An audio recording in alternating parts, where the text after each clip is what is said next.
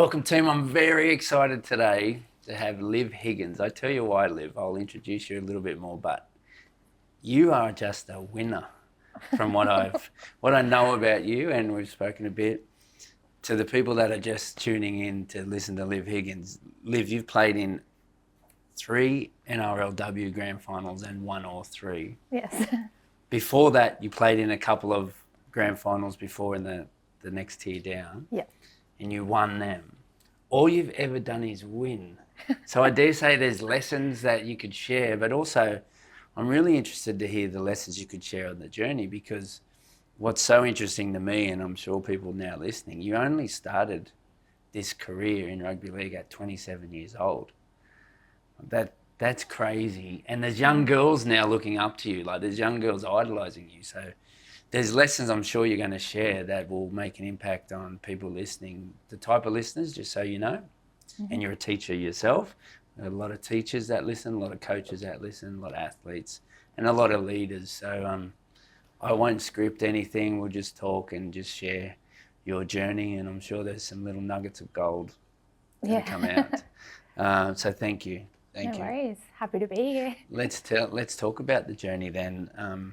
Can we start at 27, how it happened, and then maybe then we'll go back. But what made you decide to play rugby league at 27?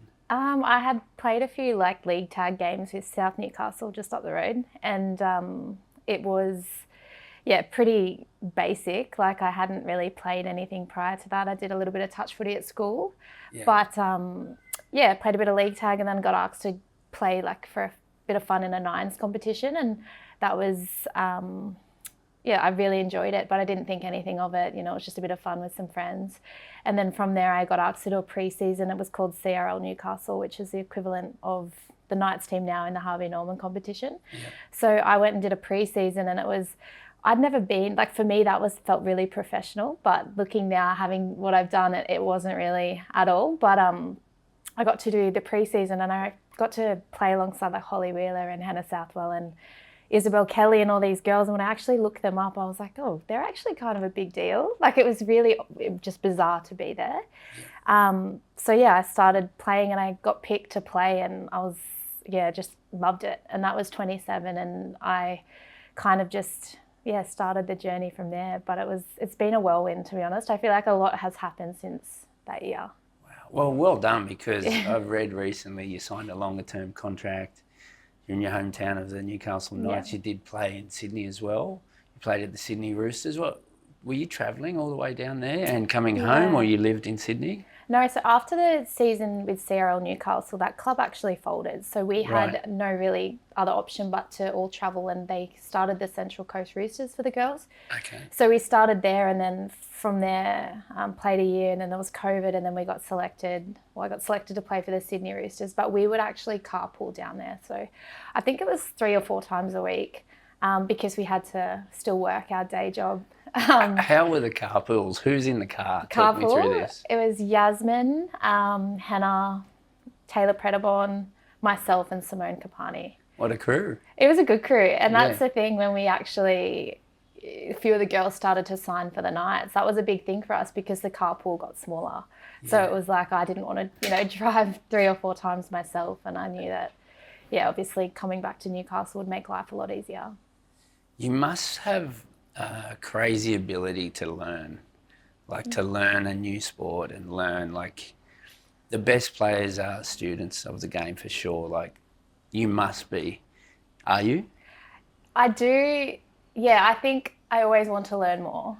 I had grown up in a rugby league family, and I knew all the rules about footy, but I remember going into league tag, and they asked us to do a block, and I was like, what is that? I can only throw a footy. I don't know any of this stuff. Yeah. But I would say that I am hardworking in that aspect. I love to know more, and I always want to get better. Do you study a lot of film, a lot of video? Yeah, that was probably the biggest thing. If we play a game, I'd watch it straight away, and I'd ask, people to send me through clips and watch. I think that's, for me, as a visual learner, that's how you learn best, how I visually? Get that. Yeah, and I was always like that through school. So I think for me to be able to watch it back, and I think we are quite harsh on ourselves sometimes, but that's also a good thing because, there's always room for improvement, I think.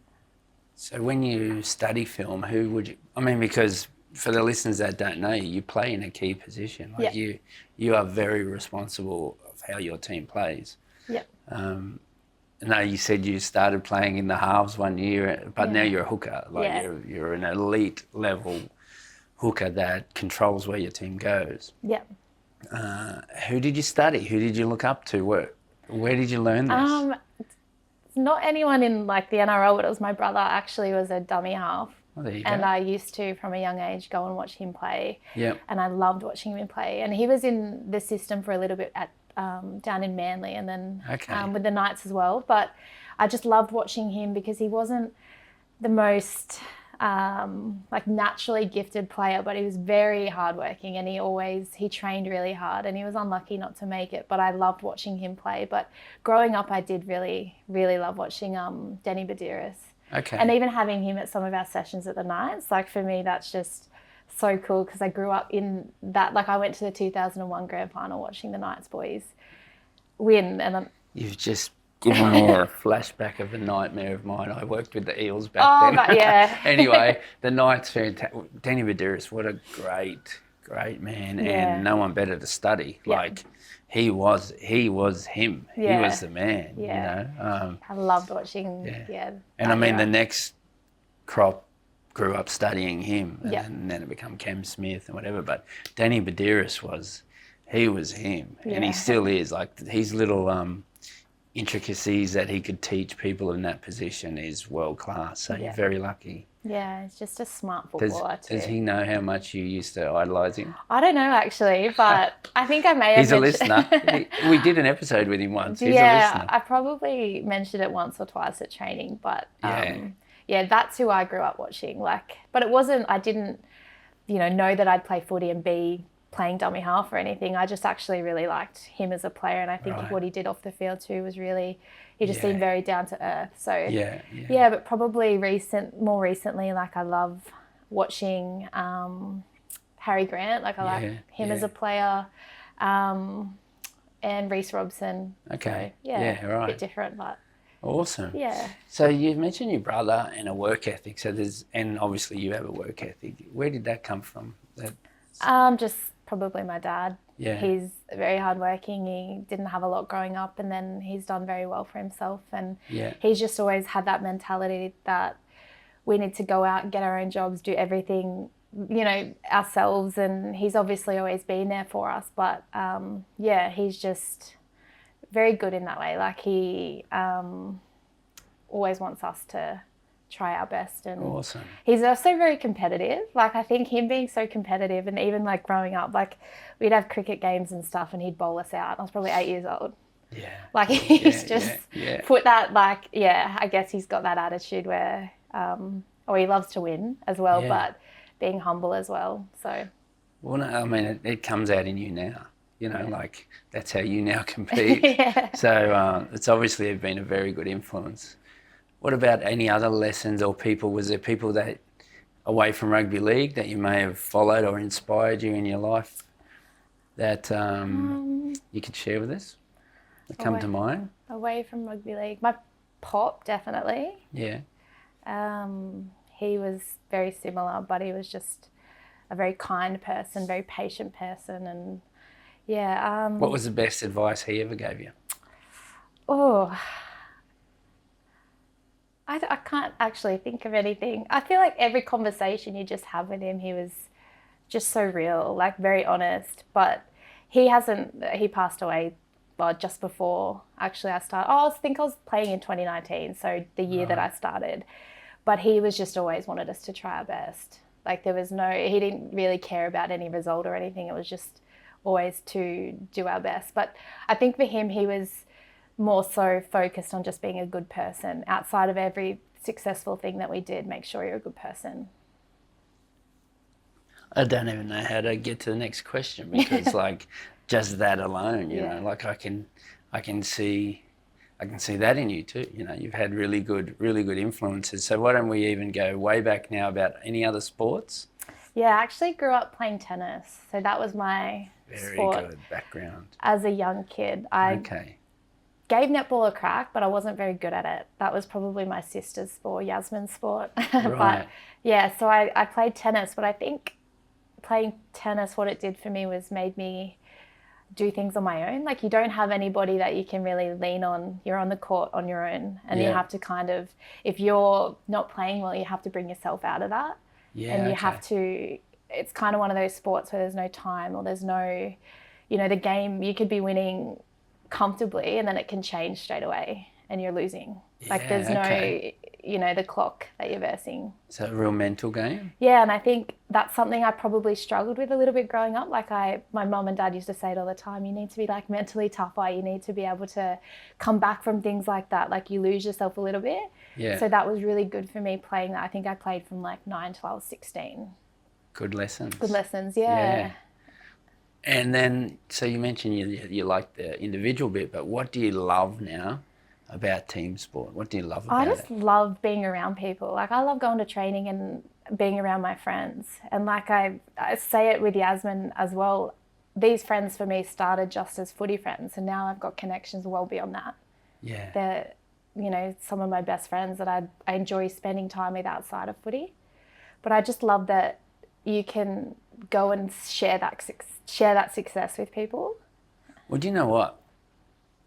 I think that's probably why you have success. I don't know how to prove that, but the teams that you play with, you seem so connected. Yep. And you're just saying it very naturally. You love the company of those friends, and it seems like that. Like, I watched you girls win the grand final, not the last one, the one before. 22. And that group just seems so close. Yeah. So connected. So have you got anything to add to that? Like, do you believe that that's what makes good teams? Yeah, definitely. I think you have to be connected off the field. And I think sometimes people throw around the word culture a little bit, but I think to actually want to go to training and hold each other accountable and have those honest conversations, but know that this is just kind of footy chat. You're going to walk away from that and still be their mate. I think that's really what creates that, is being able to sit as a group and say what went wrong or what we can do better, and go and actually do that. Okay. To the young girl that's listening, that find that hard to do, how have you handled, because I love where you're going, I want to hear it all from you and not from what I think about this topic. I love where you're going with it. How do you hold people accountable in that little group? Do you feel that you've become better at it, or just because you're a bit older and more mature, or like, let's say you're an 18-year-old girl or 17-year-old girl who they're all trying to like maybe fit in, like, are they going to be courageous enough to hold someone to account? How has that happened in your teams? Because you girls do it really well. Yeah, I think initially I'm probably not one of the most vocal in our team by any means. Like, I am somebody that will sit back a little bit and listen to what, our leaders and people have to say. But I think as a young girl, and like being able to have that conversation just to understand why the conversation's being had. Like, it's not, to bring you down or to make you feel like you're not as good as anybody else. It's actually to make us better as a squad and as a team. And everybody wants you to play, and they want you to be at the best that you can be. So I think just taking it on board is not an insult, but a way that you can be better and improve, because at the end of the day, like, we want our young girls to come through and still maintain what we've created there. Yeah. So I think just not taking everything so personal, and it's the same on the field. Like, if someone says something to you on the field and it's upset you or it's insulted you, then have a conversation about it. But that's footy. Like, that just happens, and you have to be able to like brush that off and just think, okay, it happened, like, whatever. Okay, because we're talking about girls, but some boys can't handle that. Like, Yasmin Clydesdale sprays you mid-game. It's happened. It's happened. Yeah. That's why I mentioned her. Yeah. I'm guessing it's happened.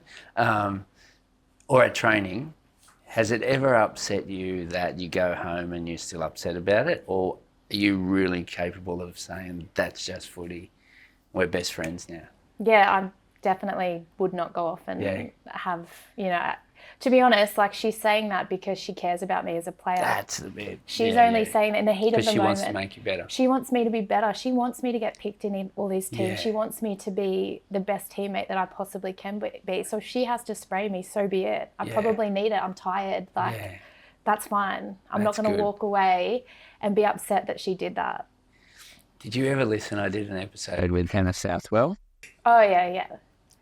She tells a funny story where... she had to go into dummy half. She had to go into dummy half, your position. Yeah. And because you were injured or something. Yeah. And the girls weren't playing the ball properly. And if they don't play the ball properly, it makes it hard for her to pick the ball up. Is that right? Moment, yeah. Yeah, so story goes, she basically said, if you don't get your fundamentals right and you don't know how to play the ball, you might as well leave. So she's pretty stern with her messages. Yeah. Have you ever copped one off her? Yes, actually. Yeah, you handle quite it well? a lot, yeah. Quite a lot. She loves a spray Hannah. Yeah. But she's just saying the truth. Yeah, like another winner. Yeah, particularly with the fundamental stuff. Like, get it right. That's the simple stuff. Yeah. If you can't handle that, then, leave. Yeah. Seriously, though. And Hannah's good because you can spray her and she'll cop it as well. Yeah. But, that I do remember that session. She actually left and didn't have breakfast with anyone. Like, she was that filthy. I remember messaging her, like, where are you? She's like, I don't want to be around anyone. Yeah. Wow. Yeah. And talk to me about Ronald Griffith. He had some great success with you girls. I know he's big on I'm not sure how much he's big on the X's and O's compared to he loves the connection bit and the rules keeps things nice and simple. Is that right? I mean, I've worked with Ronald with his Indigenous team, and definitely those camps are all about connection and values and things compared to X's and O's. Yeah. Was that what he was like with the girls? Yeah, as far as like for me, with all the coaches I've had, he focused a lot on the off-field things. Yeah. And connecting us that way. But that year that we come in 2022, like barely any of us, other than us 5 girls at Roosters, we hadn't really played with one another. Together. Like I'd actually never met Millie or Tamika or anyone like that. So he had a huge emphasis on making sure that we were very connected off the field. And it was good. He did things that were different, and some things worked, some things didn't. But I think that was probably a learning thing for him as well. But he was very good, as in I personally felt like I could have a chat to him about anything. And he was very honest as well with feedback and Awesome. Yeah. That's great to hear. Yeah, we did an episode with him as well, and he very clearly values that is the most important part to winning over there's other people that might be more into the detail side, or everyone has their different styles and beliefs, but I felt he was so strong in his belief that stuff wins. Yeah. And you can't argue with it because you won. Yeah, that's right. 2 years in a row with him. So you can't argue like it actually wins. So that's cool to hear it from you. Yeah, he was good. He was very very emotional, I thought. In like a different way. I don't really know, like passionate, but then he wouldn't say a lot of words sometimes, but you always knew what he was thinking. Okay. And you didn't want to let him down in that regard. Yeah. But for me personally, as a player, he challenged me to be a lot better in effort areas and things that obviously win us games, but just stuff that I'd focus more on the skill element in previous years rather than these little things that make a team great. So. Great to hear. Yeah. You mentioned a couple of players' names just sort of pop up there. Who's the best leaders you've played with and why? What do you love about them? Yasmin would actually be one of the best. I think because she leads by example on the field. Just very, not too vocal. I think she doesn't just speak for the sake of it either. But if you were to watch her game back, she does so much off the ball that people probably wouldn't realise. But I know as her teammate, definitely can see that. I did enjoy as well playing with Isabel Kelly when she kind of, I think, was our captain there for a little while. She's quite the same, leads by example. But I think just at Newcastle, we have like a lot of girls that are just step up when they have to. But there's quite a lot. Can you talk to me a little bit now about your your other side of your life, the teaching. Yeah. What do you love about teaching? There's a lot of teachers that listen. Yeah. I think I just love going, and every day is different, and just seeing how many. I just love being around the kids, and it sounds a bit cliche, but they actually just bring so much joy. And some days are, you want to kill them, like you're so annoyed, and I remember one game we lost to the Cowboys. Yeah. And Yazzie and I went into work and they'd made cowboy signs and like just little things like but that's just their way of, communicating with us and knowing that we have that relationship. But I think I just like being able to be part of their lives as well. And I love hearing that. Like I can feel it, how much you love it. Like if I had a choice where I put my kids in the care of people, teachers or whatever, I'd love to know that person actually loves their work. I've spoke to you about it before, and I had to ask you here while we record, like that has such an impact on the kids. Do you realise how much power you have in their life? Like not power, but how much influence you have in their life by turning up with an attitude of you love it? Yeah, I think sometimes I probably don't think about it enough, but I think that's it. Like I actually just enjoy going into it because I love sport and I love PE, and there's so many kids that haven't had the opportunity to play that much sport, or they don't do it outside of school, and to see them start from basically scratch to then be begging us to go outside and do sport, I think seeing that progression is really rewarding.